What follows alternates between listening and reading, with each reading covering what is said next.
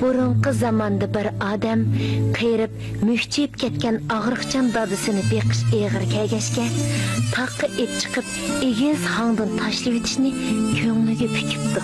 Kunlarning birida o'g'il dadisini ko'tarib, taqqa qarab mengibdi.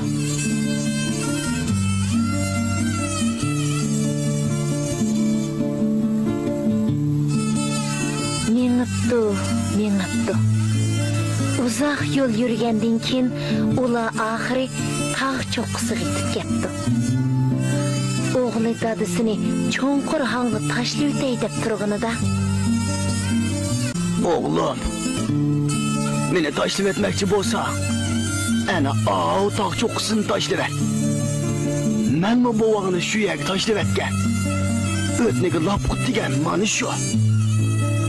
o'g'li bu gapni anglab turibli qapti.